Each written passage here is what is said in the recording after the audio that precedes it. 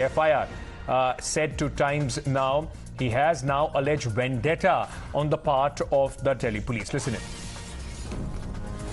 अभी तक किसी प्रकार की कोई जानकारी नहीं मिली। मीडिया के माध्यम से, टाइम्स नाउ चैनल के माध्यम से मुझे ये पता चला है कि भाई कुछ 30-31 लोगों के खिलाफ मामले दर्ज हुए हैं।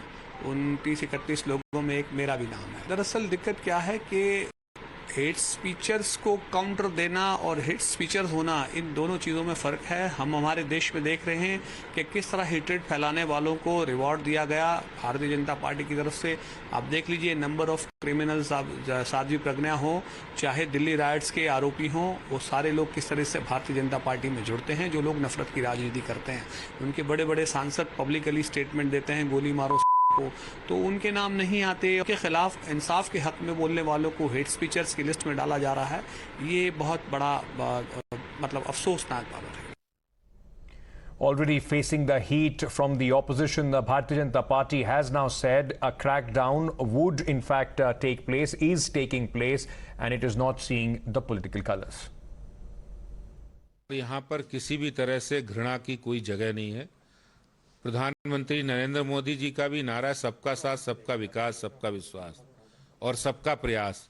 तो सब लोग मिलकर काम करें। अगर कोई धर्म के आधार पर किसी भी तरह की किसी भी धर्म के खिलाफ बात करता है तो बिल्कुल गलत है, और उनके खिलाफ जो ओवैसी के खिलाफ कार्रवाई हुई है बिल्कुल ठीक है, क्योंकि बहुत दिनों से वो इस तरह की हेट स्पीचेस दे रहे हैं। जो लोग भी इसमें शामिल होंगे उनके खिलाफ उत्तर प्रदेश सरकार निश्चित तरीके से कार्रवाई करेगी, क्योंकि किसी को भी दंगा करने की इजाज़त नहीं है, और दंगा भड़काने वाले या कराने की साजिश करने वाले संगठन पर भी पूरी पाबंदी लगनी चाहिए। सारी चीज़ें साफ हैं, शीशे की तरह क्लियर दिख रही। अब विपक्ष अगर जो है या अल्पसंख्यक समाज के वो लीडर या मौलाना जो ये बात कर रहे हैं, वो उनको दंगाइयों को बचाने का प्रयास कर रहे हैं।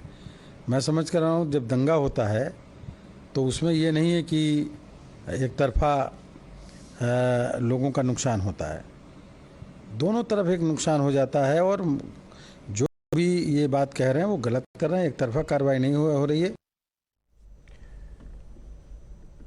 Meanwhile, uniform crackdown on hate mongers from Delhi to Hyderabad, and a lot of these names, 31 names particularly, are now in the list. In fact, meanwhile, Assaduddin Owaisi, who has denied that he may said anything wrong, has only been asking what is it and why has the FIR been launched against him. Meanwhile, the crackdown in Kanpur riots also continues. More pictures of rioters are likely to be released. Another CCTV footage video also has come out as far as those are concerned. But before, in fact, I go over to the Kanpur studios, listen in to some reactions. ये तो बहुत पहले होना चाहिए था। अगर ये पहले हो जाता तो बहुत सारी घटनाएं जो घटी, जैसे कानपुर की घटना और ये जो पूरे विदेशों में हम लोगों की थू हुई है, ये नहीं होता। अब यही हो रहा है, कोई कुछ भी बोलता है, नफरत फैलाता है और उसके खिलाफ कोई एक्शन नहीं होता है।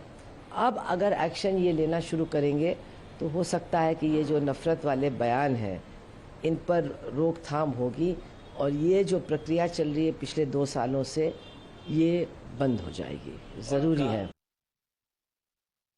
देश भर में थोड़ा सा 2 धर्मों के बीच में जो है टकराव हो और इसका फ़ायदा शायद जो है उनको मिले, इसके लिए कुछ लोग प्रयास कर रहे हैं। हिंदुस्तान की गलती नहीं है, देश की गलती नहीं। एक 125 करोड़ में से जो 1-2 गिने लोग जो है, इन्होंने ये कहा है,